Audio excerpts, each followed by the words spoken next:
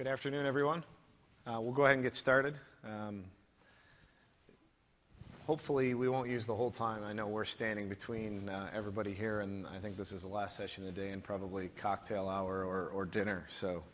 But today we're going to talk about using DLP to identify and secure sensitive content from insider threats. Real quickly, introductions. My name is Thre. I'm the Chief Technology Officer at Metalogix. Jay, you want to introduce yourself? I'm Jay Dargan. I'm the product manager for Control Point, which is our signature product here at Metalogix. So just real quickly, about Metalogix. We're a leading solutions provider for solutions that move, manage, and secure content across collaboration platforms. Our primary focus is on platforms like SharePoint, Office 365, and Exchange. So today we're going to talk a little bit about sensitive content, securing sensitive content, and why you should care. Jay, I'll hand it over to Jay, and Jay's going to cover a little bit about some of the capabilities that are available today in Office 365 and OneDrive from a data loss prevention perspective. And then we're going to talk a little bit about how Metalogix is extending and enhancing data loss prevention capabilities for SharePoint, and talk a little bit about technology that we've developed ourselves that we believe is a bit of a game changer from a sensitive content detection perspective. Really a game changer in terms of our approach, level of accuracy, and so on. From a data breach perspective, 2014 was certainly the year of the data breach. There's a recent Forrester report that has some pretty interesting stats. Of course, we have to take these stats with a grain of salt because most organizations aren't quick to acknowledge that they've had a data breach. But in 2014, the report talks about just about 1,238 reported incidences with about 580 million records compromised. Again, this is probably not a complete picture because, again, organizations probably aren't going to be that proactive about reporting a data breach because of the potential repercussions. Of those breaches, 59% contained PII. One of the things we're going to talk about today quite heavily is personally identifiable information. So this is information that can be used in part or with other information to identify or contact or locate an individual or the context around that individual. So these are things like names, addresses, really name and address together, social security numbers, and so on. Of these breaches in 2014, 46% were malicious, right? So these are folks that have or gained access to systems with malicious intent. 42% were inadvertent misuse, right? These are folks that are unknowingly exposing sensitive content. We've seen a lot of this in the press recently with emails exposed by certain governors of certain states in Florida, where this information was put online and it contained all kinds of sensitive information. So not necessarily something that was done maliciously, it was done unintentionally, but really a misuse scenario that exposed a lot of information about individuals, social security numbers, names, addresses, and so on. Certainly data breaches, or the topic of data breach over the last couple of years has become more mainstream. If you were to go to the New York Times and do a search on data breach in 2013, you'd see somewhere in the neighborhood of 100 to 125 articles. In 2014, there were over 700 articles in the New York Times alone on this particular topic. So it's certainly out in the forefront. It's certainly a topic that I think most organizations are spending more time thinking about in terms of how to identify and protect sensitive content. So, really what are the risks? Why do we care about sensitive content? And there's really three different areas that pose a potential major impact on an organization if they were to expose sensitive content. Just from a pure financial impact, it's estimated somewhere between $52,000 to $87,000 is the average loss per 1,000 records, right? The global market for credit card theft is over $114 billion. To put that in perspective, the global cocaine market is about $85 billion. So if you're in the drug business, you might want to think about credit card theft as an alternative. Yeah. Maybe rethink the business plan. From an organization perspective, you certainly have impact to your reputation. We've seen this in the news with breaches at Home Depot, eBay. There specifically was an AT&T breach, for example, where an insider threat exposed customer records, over 280,000 customer records at call centers, international call centers, that resulted in about $25 million in fines to AT&T. We see that as a bit of a shift. There's a change in the financial penalties around these data breaches. So legislation and the impact around these potential fines are changing to where 5 years ago, maybe 10 years ago, was a slap on the wrist. Today, it really represents a pretty significant financial impact. Of course, you have the legal implications. I think we've seen this quite a bit with the Sony breach, which resulted in class action lawsuits. Of course, fines, right? You're always going to see the financial impact. The outcome of any litigation is cost from internal costs from just the litigation itself, and then, of course, any fines that result on the end. So how do we really protect sensitive content? There's a few different schools of thought in terms of, if I have sensitive content, which most organizations do, how do I protect it? What are the different approaches that we can leverage to really lock down and prevent access or really limit exposure from sensitive content? The first one is really around access control and permissions management. If you consider, according to a Verizon report that they publish annually, 76% of breaches are due to compromised credentials or unauthorized access, right? So it's really a permissions management and access control problem. The idea here is that you're sort of protecting the castle walls rather than giving up, losing the keys to the kingdom. There's approaches around rights management technology. The technology itself is certainly improving, although it was never really adopted in mainstream. It often was difficult to deploy, cumbersome to use. But certainly rights management technology has been deployed to sort of lock down different things that you can do with sensitive content. Microsoft, of course, has rights management capabilities to prevent, forwarding emails or printing a document and so on. But, potentially there's always loopholes. I can always take a picture of a document on my phone, for example. And then you have traditional data loss prevention solutions.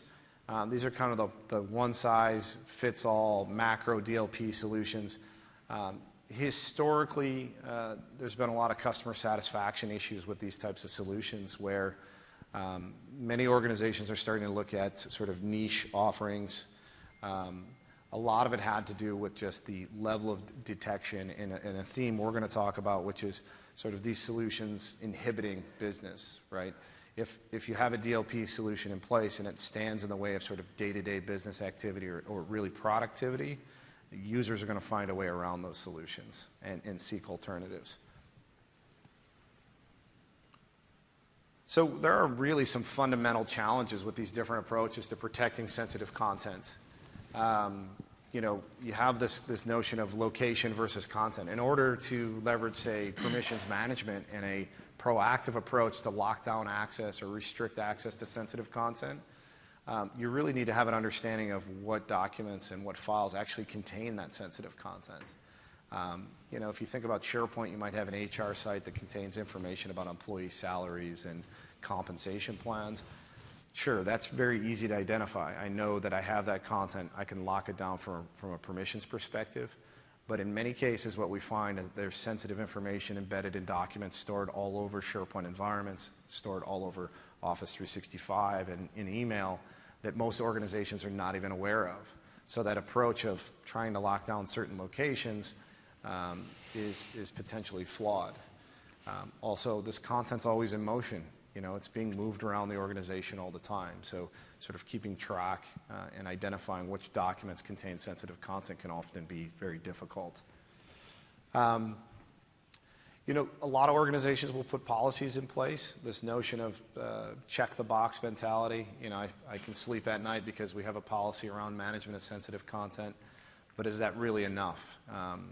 Is using basic auditing, for example, to monitor access to content, is that really enough? Am I confident that I have a solution in place that's able to scan and identify which documents physically contain sensitive content? And the last challenge, it's probably the biggest challenge, are users, right? Users always seem to find a way around DLP solutions that are put in place, especially if they're perceived to hinder productivity. If it's something that as a user that makes my life more painful, I'm probably going to go around that, right? I mean, this is really the basis of a lot of the shadow IT that we hear about. Organizations going out and groups of users going out and using unsanctioned document management systems or repositories for sharing information. So users can often be a hindrance just because their intention is good. They want to get their jobs done. But the systems that are in place to sort of restrict access are perceived as a hindrance. So I'm going to hand it over to Jay. And what Jay's going to talk about is some of the capabilities that are in Office 365 from a data loss prevention perspective. And then he'll go into some of the limitations. We believe it's a good start, but there are some fundamental limitations with some of these capabilities, and talk a bit about the technology that Metalogix has developed to really help solve this problem with identification and protection of sensitive content. Thanks, Trevor. So I'm sure we've all heard about Office 365 and data loss prevention, especially here at Ignite. There have been a lot of exciting pieces to this that have come out, especially in recent days. O365 DLP is available for Exchange and SharePoint. Exchange DLP was announced in late 2014, and the Phase 2 public preview for SPO is rolling out right now.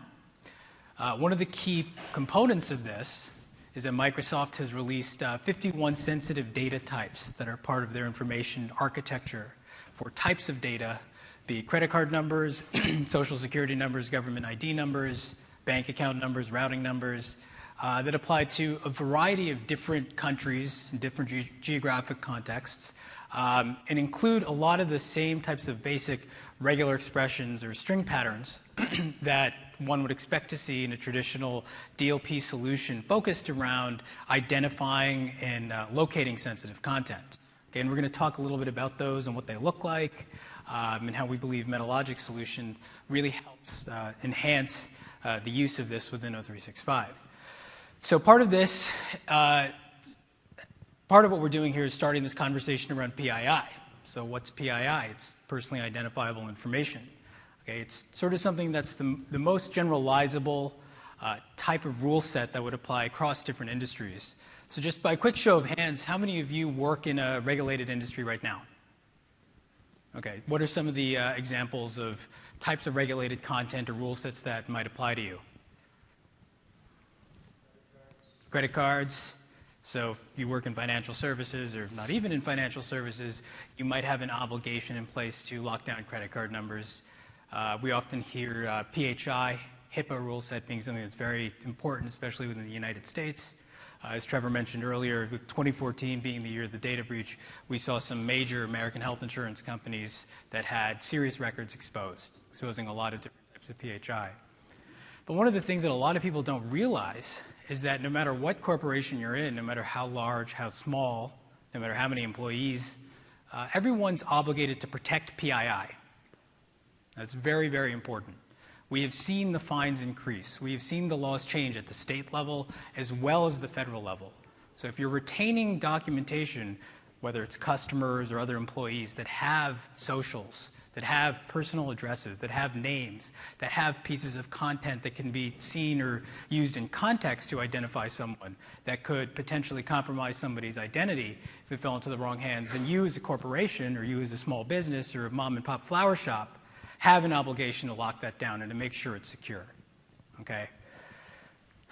So another key part of the O365 DLP rollout is that Microsoft is allowing you to customize the different types of sensitive data types that come out of the box, okay? And you can adjust the sensitivity levels around this as well. And we'll be seeing a lot more about this, especially in the different types of hybrid deployments that are being announced in the coming days and weeks. So just to give you a brief overview of where Microsoft is with DLP and SharePoint and its delivery roadmap, Phase 1, Phase 2, where we are right now with preventing, protecting, as well as educating our end users on what organizational policies would be around securing specific content. And we can see we can mitigate and protect folks from sensitive information disclosure while providing end user education and empowerment. We'll see different types of alerts popping up at the application level within the ribbons of Microsoft Word, Excel. If someone is mishandling a document, or I should say, using a document or attempting to edit a document that contains something that is privileged, that conflicts with an organization's permissions, I have certain alerts that will pop up on the screen. And then later on, we'll see throughout this year an extended policy set of constructs and the ability for end users to customize these types of rules, these types of keywords that you'll be searching for. So on this slide, just another brief overview of what's available now, what's coming later. We'll see encryption coming out later on this year based on what we've heard. Additional content types is something that we hear quite a bit about, especially from folks who work in certain industries where a one-size-fits-all solution might not be the best for them. Support for more custom classifications of content, and a lot of, I think, exciting things that we'll be seeing with the different types of hybrid deployments, as I mentioned earlier. So within O365 right now, you can access your Compliance Center, which is a nice little screenshot into what your DLP policies look like, what you can do. You can access a nice little user pane here on looking at devices and what devices have these types of rules and protocols in place. And as I mentioned earlier, right now, DLP is including these kinds of policy tips, something we've heard quite a bit about. So if you look at this one, policy tip for 2015 employee roster, this item conflicts with a policy in your organization. Now, I just want to step back here and talk a little bit about what this policy means within context of broader DLP architecture, where some of these problems might exist within organizations. So if I'm viewing this document and I see a policy tip pop up on the screen, as Trevor mentioned earlier, if I see enough of these, I might try to find some workarounds. Okay, and this has been the type of really fine balancing act that folks have had to sort of walk in whether adopting DLP strategies, whether protecting all types of content or whether protecting none, right? So we don't want to make it very difficult for our employees, for our knowledge workers to get their jobs done, but at the same time, we need to be mindful that insider threats exist, that inadvertent threats exist, that information is out there, and that that information is out there and that it needs to be locked down and secure. Keep going. Another key component, as I mentioned earlier, is this integration of these DLP rules within Office 2016 applications. So down to the application level, you can see these policy tips popping up on your applications, be it PowerPoint, be it Word, be it Excel, okay? Just a couple quick notes here on customizing DLP. So as I mentioned earlier, you have 51 predefined content types that you can search, and I'll pop them up in the screen here in a second, for a variety of different types of queries that you can run. The end user can adjust these confidence levels and these severity levels to their liking. And you can do some other more fine-grained things by looking at proximity of keywords. Keywords is one of these phrases we're going to hear a lot about now in a second when I do a deep dive into some of the existing strategies, as well as the machine learning technology that Metalogix has developed and that just this week we are publicly releasing.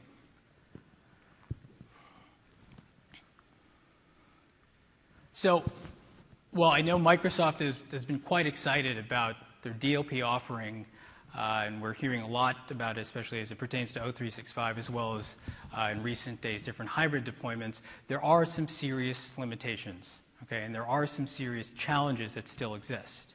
Now, to be sure, there are challenges and limitations with any DLP solution, okay? I'm never going to be able to secure 100% of my content. I'm never going to be able to secure my SharePoint at all times. What's the best way to ensure your SharePoint secure? It's not to have any users on it, okay?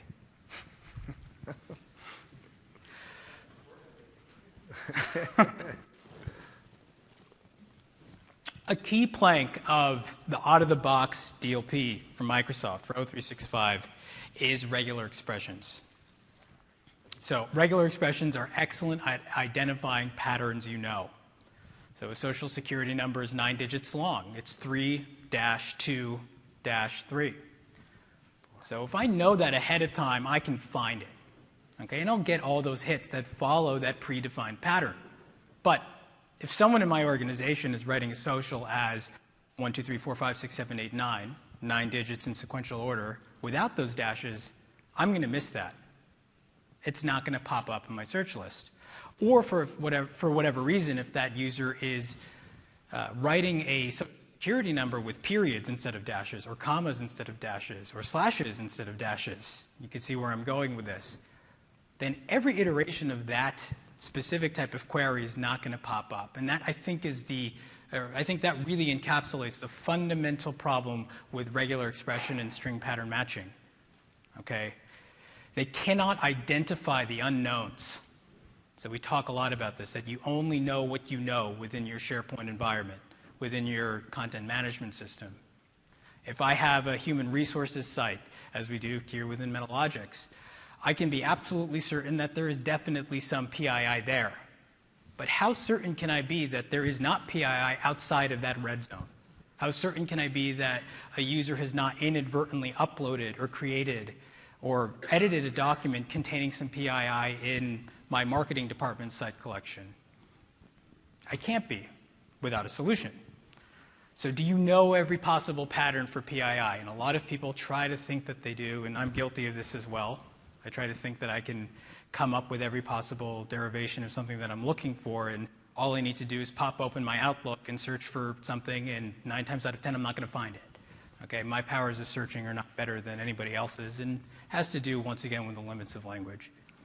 Another big challenge 365 out-of-the-box functionality is environments. Right now, Microsoft is telling us that it's only available for Office 365 and for down the line different hybrid environments. Metalogix is fairly excited that we're offering a sensitive content manager with control point that's capable of scanning your repositories, whether they're on-prem, in the cloud, or if you have hybrid scenarios that are running and working. And that's very, very important. We'll be talking a lot about why we need to really envision and consider those different repositories and where that type of data lives. So if I'm planning a migration, if I'm trying to move content from my on-premises environment to the cloud, if I want to save money on storage, well, I need to know what's actually on premises before I move it there. What if somebody's already moved content from target to destination? What if they didn't run a PII scan? Or what if they did just using keywords? What if they did just using regex? Well, then I might have a loophole that I need to fill. Okay, so control point here is excelling at centralizing administration of all your farms regardless of type. And another key plank here that we're excited about is the remediation actions. Okay, the remedies that control point allows you as the end user to do upon detection of sensitive content. So we can move it, we can quarantine it, we can kick off a workflow, we can alert other users within your organization that certain content has been found. Okay. One of the big elements here of O365 is that those downstream actions are only limited to permissions locking and notifications. So our solution, I think, is really excelling here at deploying this a more comprehensive set of actions for you, the end user, to take. Regex. So here's a nice screenshot of those 51 different content types that Microsoft is providing. And I know it's actually quite difficult to see. I apologize about that. But there are 51 content types up there. And they, once again, stem from credit card numbers, social security numbers, government ID numbers, all those different types of pieces of PII that fall within that orbit. And one of the actually nice features about this is that Microsoft has done a great job at spreading this out geographically. So you can look at Australian bank account codes and how they're written. You can look at ones in Austria, things that are specific to Europe. And that's a nice little add-on.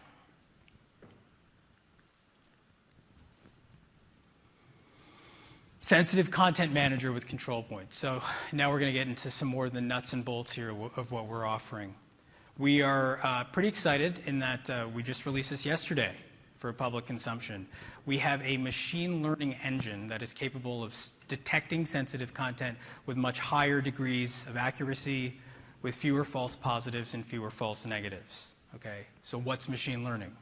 There are a lot of definitions that pop around, but in a nutshell, it's a method for computers, for our systems, to analyze data and independently identify patterns in which our systems can learn over time. We can deploy them in your environments, and they will just get better at predicting certain patterns as time moves on, as it gets to scour your data and get to know where that content lives, what that content looks like, where are you more likely to store certain PIIs versus others, so on and so forth. How are we doing it? So we're also very excited to let you know that we've developed this machine learning engine. It's powered through neural networks. And it's something that I know, just show of hands, how many of you have heard of neural networks, have played with neural networks? A few more hands. Awesome. I have too. Neural networks are a really advanced machine learning model, a machine learning algorithm that is designed to mimic the learning techniques in brain processing of organisms. Okay? I won't go too deeper than that. Just suffice it to say that it is something that really has allowed us to get at higher accuracy levels upon detection of sensitive content. And we use neural networks because we really want to look at PII within the context of documents. Okay, it's not enough to just tell me that a social security is on a document. We've developed a system that can score that document, that can let you know at what severity level that PII is within that document. Is it mild? Is it moderate?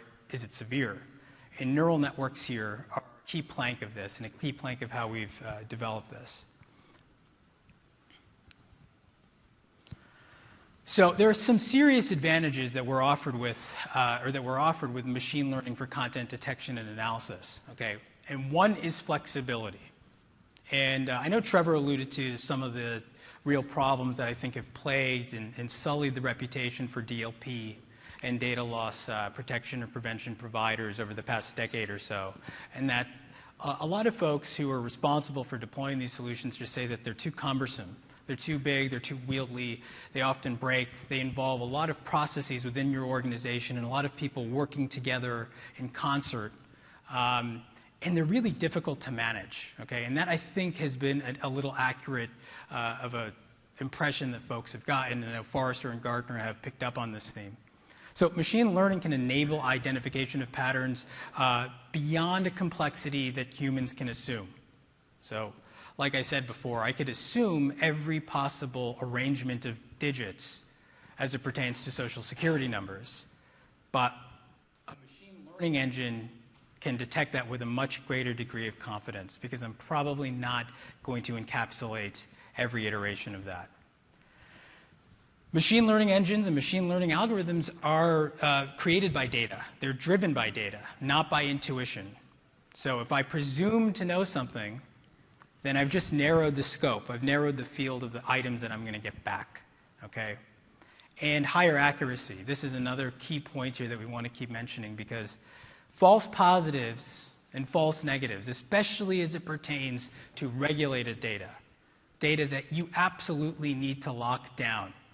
If I'm bound by some FINRA policy, if I'm bound by a HIPAA high-tech compliance law, as we all might be if we work in that industry, I have to be absolutely sure that I have protected every piece of PHI within my environment. Because what happens if an auditor comes in and they say, well, are you sure that you've locked down every single health record in your organization? And if you could say, yeah, sure, I've deployed a regex-based solution that allows me to do that. If I could check that box, well, that's a mentality that I can no longer afford to have, not in 2015, right? So controlling these false negatives, controlling these false positives is a big advantage that we're offering here as well. As I said before, and I won't belabor this point too much, we are deploying this across your environments. And so Control Point can centralize the management of SharePoint content regardless of your installation, okay? So how many of you have made a migration decision within your company that is based, at least in part, around where PII or certain types of regulated data may reside? A couple, a few? None? Okay, that's fine. That is something that we hear a lot of from customers, okay? A lot of folks are trying to make these complicated decisions around how much information to offload, whether to O365 or to put in Box or Dropbox or AWS, and they can't accurately make that kind of decision without an understanding of what's residing within that environment, okay? And one of the things that we're really excited about here, too, is that we've deployed Sensitive Content Manager, and I know Trevor will talk about its architecture here in a bit, within Control Point. Control Point is allowing you to take those actions, okay? Control Point is allowing you to govern that content. So we're governing permissions.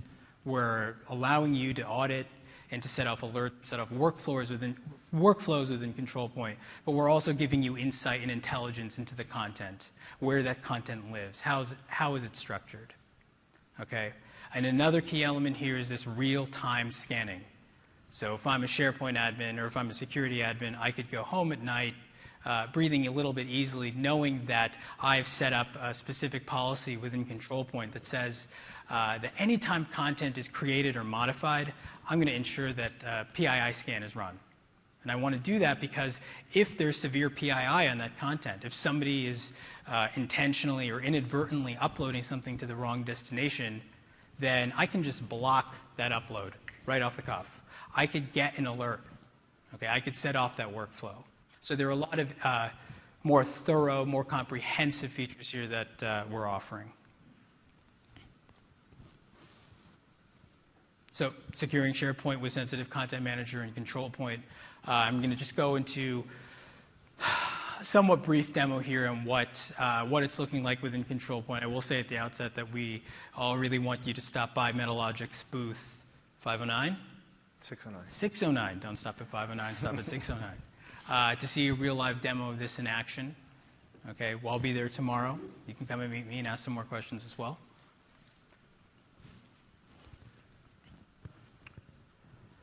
So within Control Point, we have an option that allows you to run a compliance scan or a sensitive content scan, okay? And within this, within our compliance summary page, you can see a list of all the either ongoing or historical jobs or historical scans that you've run. You can see these with a nice little breakdown of descriptions, of file counts, and all the different types of compliance actions that you've applied. Whether you've locked that data down, whether you've quarantined it, whether you've alerted someone to.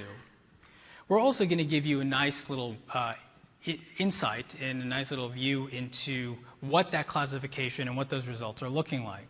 So we break them down by passed, how many files were passed, what percentage of the total files scanned were passed. And another key point here too, and I'll talk about this in a minute, is how many files we were unable to classify, okay? So traditional DLP solutions, I think, in large measure failed because when a file was unable to be classified, oftentimes these services return results that just said no PII is located there. Well, that's a key distinction that we're not making, or that we are making, and that's a key benefit here to a solution that can differentiate between a state of not being able to detect something and a state of absolute certainty that there is no PII. And then what we're doing is we're breaking out the PII by different severity levels. And out of the box, we have set severity levels from mild, moderate, and severe. And over time, you all will be able to customize these severity levels depending on, let's say, the different type of industry you work in or specific types of content that need to be flagged as more severe versus less severe. So if I work in an organization and I'm really, really concerned about dates of birth and social security numbers popping up on documents, then I can mark all those sequences as severe. But if I'm in another organization where that doesn't really matter, I can kick them back down as low. So that customized scoring gives me a lot of greater flexibility and ownership over this service within my environment. On the next page, too, once again, on the compliance summary, I can see just a historical list. I have one scan that was running up here in our little VM that we were running earlier today. It's giving me a state. It's telling me where that is, how many files have been reviewed and sent to the service, and what types of compliance actions were applied. And I can run the scan once again down to the list or library level. I can run it on an entire selection. I can run it on my farm. I can run some audits. I can run some reports.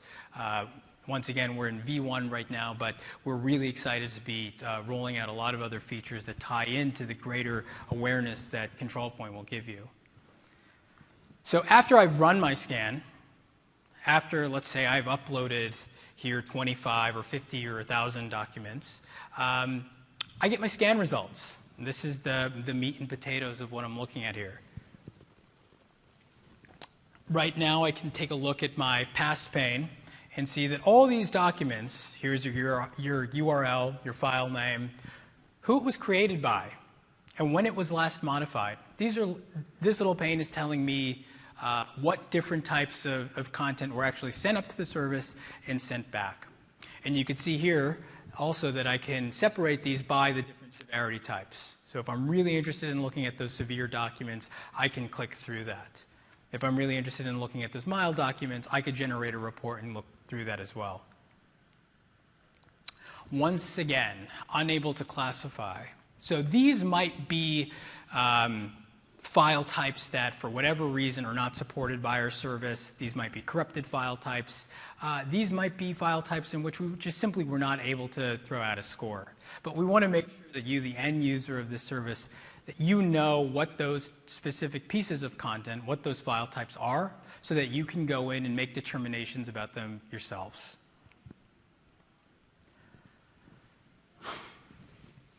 Another big feature here is that I can set up different alerts for different users, depending on the type of compliance actions that I take within Control Point. So here I'm alerting myself, and I can kick off a workflow where I have certain approvers of documents. They can either be run at one at a time or all at once. I could CC different users within my environment that certain compliance actions have been taken.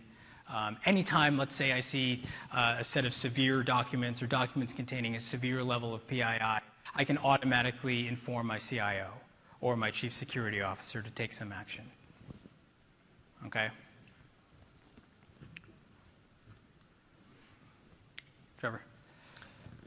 Yeah, so just to kind of summarize some of the things that we talked about today and specifically talk a little bit about the Control Point capability. So if you were familiar with Control Point in the past, it's a administration reporting and permissions management tool for SharePoint Office 365. That tool itself, we talked a little bit about some of these proactive approaches in locking down content from a permissions management perspective. So a lot of those capabilities were in the tool already.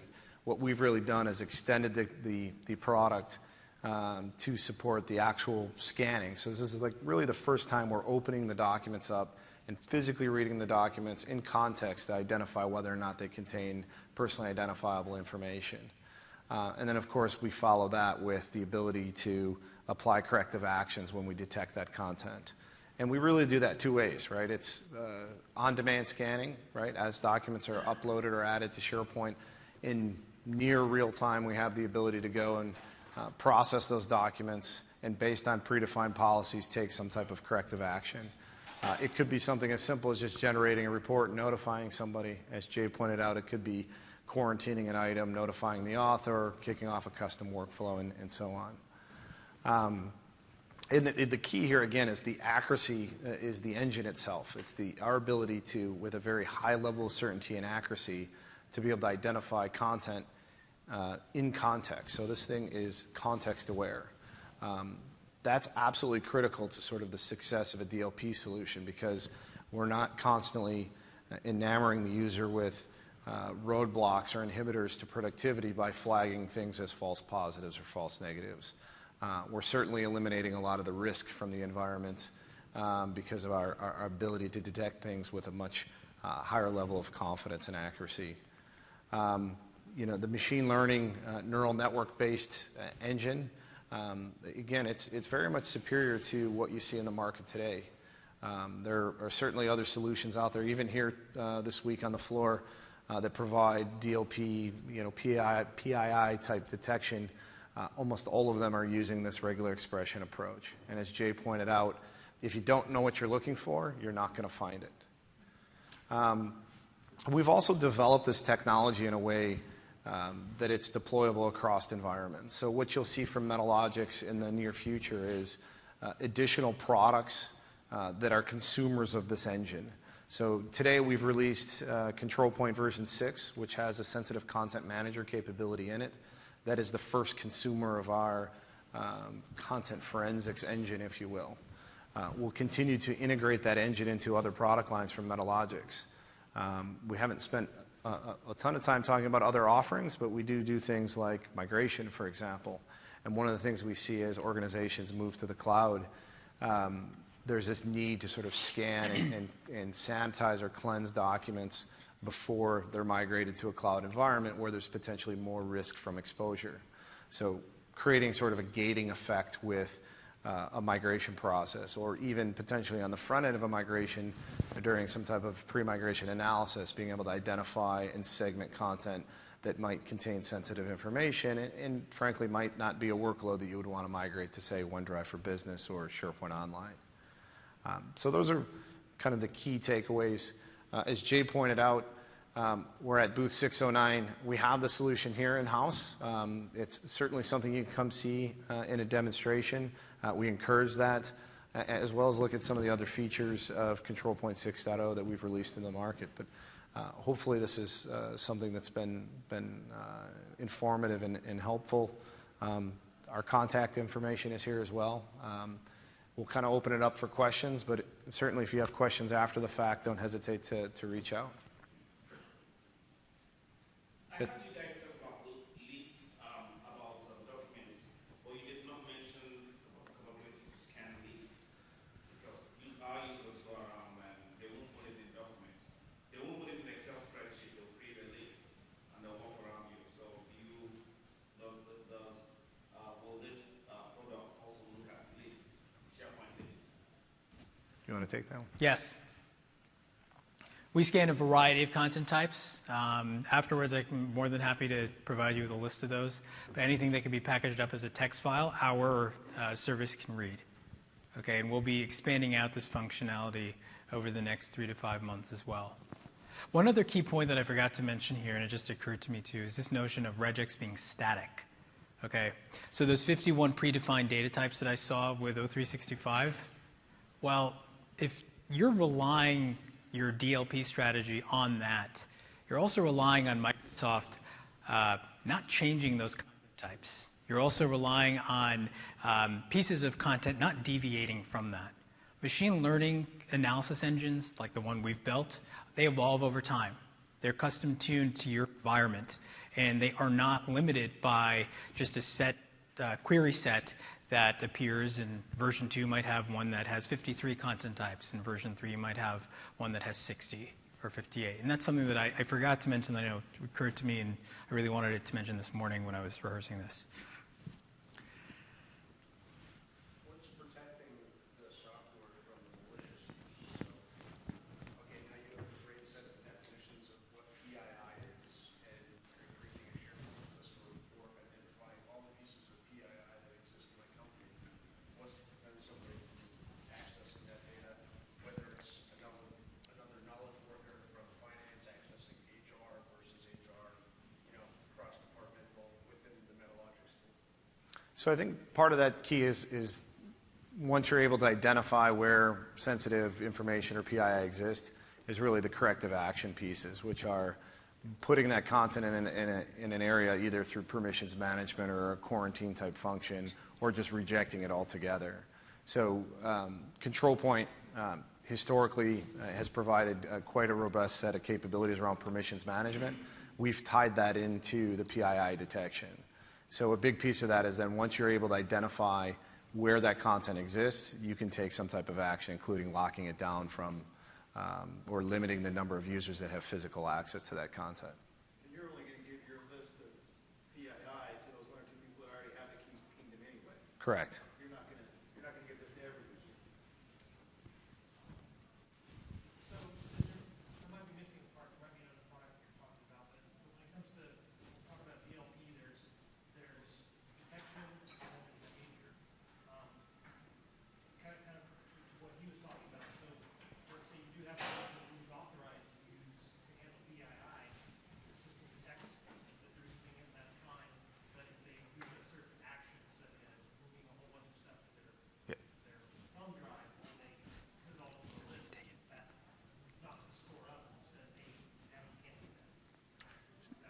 today we are not doing anything around like behavioral patterns or anomalous activity detection yet. This is absolutely the detection side. So if Jay gets his way, so Jay is very passionate about this topic, so I'll actually let him talk about it. Anomalous activity detection. We have another hour. Once we've coupled that content detection, content insight, content intelligence with behavior analytics, then you really have deployed a very mature, robust solution that's capable of seeing where content's going. Trevor talked about this before, the idea of just content moving constantly, mobile, on different devices, in different environments. Tying that to behavior, I think everybody eventually wants to get there. We have been actively developing strategies around that, so stay tuned.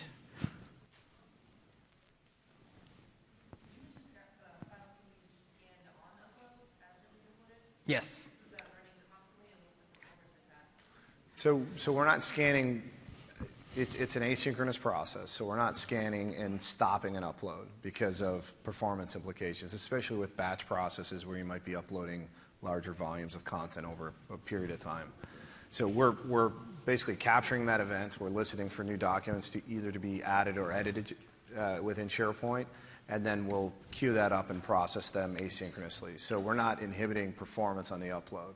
So when I talked about the process being near real time, it's within minutes of the actual upload. Correct.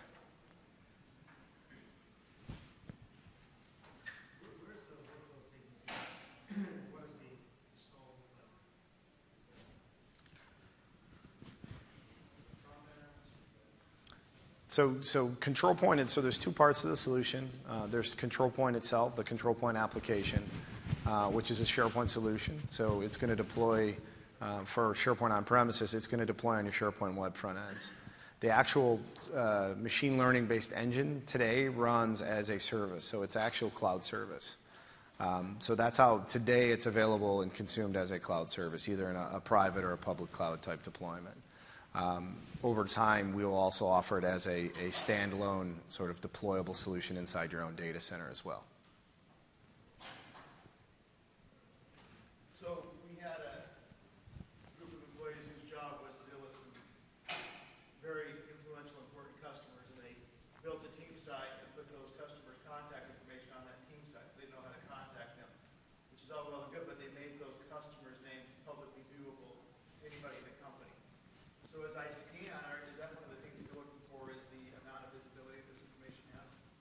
So not yet. Again, it's primarily around detection. We're looking at sort of risk or exposure ratings of content. So basically looking at the sets of eyeballs that might have access to a piece of content. So it's something we have in our roadmap for control point. And it'll really look at it in two ways. One, it could be metadata driven. So if you're in an organization with a well-defined taxonomy that defines the sensitivity of a piece of content, we can look at that metadata, baseline it against the sets of eyeballs that have access to that content and provide you sort of a risk assessment in terms of, yeah, you're sort of exposed here because you have something that's highly sensitive and thousands of people have access to it. Mm-hmm. The other aspect is pairing that with the actual detection to say, we know for certainty that this contains personally identifiable information and that document's in a physical location that it shouldn't be because of the number of folks that would have access to it. Is it possible to exclude sets of information from the scan once we've identified that it's got the right number of eyeballs looking at it? Yes. Okay. You did mention that this deploys as a web part in the SharePoint environment. So is that information available to the site admins as through security training and just gives them visibility to only their reports? Yes, so it's not a web part. It's a SharePoint solution itself, but Control Point does support the notion of exposing a subset of the capabilities to, say, a site owner. So it's not necessarily a farm admin that's always conducting these activities. So we, through security trimming, do expose a subset of the functionality to site owners as well. So it's a fast-viable solution? Correct. Microsoft doesn't like that. Well, for traditional on-prem deployments, the farm-level solution is the recommended approach. We have a slightly different deployment model that offers it up as really a SaaS offering if you're running in an Office 365 environment as well. Any other questions? So is this only our control point, or is there some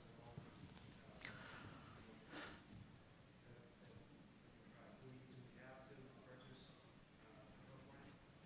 control point? So the service itself is being exposed via control point today. At some point in the future, the actual API itself will also be consumable. I think that's what you're asking, right? Is can you consume just the service without buying control point? So today, no. In the near future, the service itself will be available via subscription as a standalone API as well.